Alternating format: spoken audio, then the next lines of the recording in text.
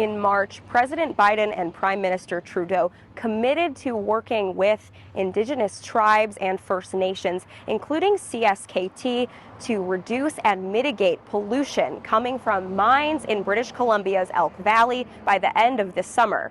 Well, the end of summer is looming, and no decision or agreement has been made just yet.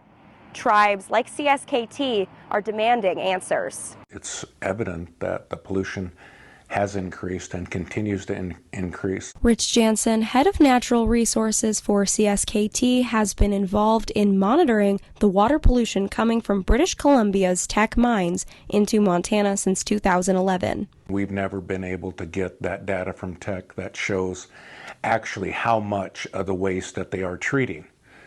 We've done our own math with the Kootenai Tribe of Idaho, and it appears that they're only treating 1% of the waste, and it's coming back into the water. Selenium is one of the pollutants coming into bodies of water like Lake Koocanusa, which scientists say is already over the legal limit. Selenium alters fish reproduction, which then impacts indigenous subsistence farmers and cultural resources.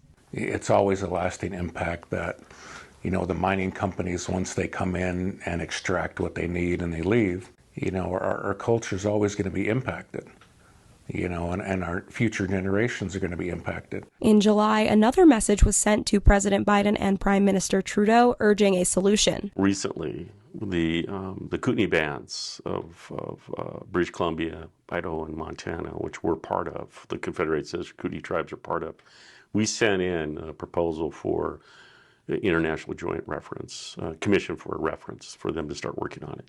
And then a second part that would include basically our involvement, the tribal involvement. Chairman McDonald wants the International Joint Commission, the authority that resolves transboundary water issues between the U.S. and Canada, to meet and put into action solutions offered by the tribes and First Nations. Basically, the response we got from the Canadian government was positive. And then, just as progress was being made, Canada went silent. We have about 6 weeks left, and we want to make sure British Columbia doesn't lose sight of an action plan that needs to be put in place.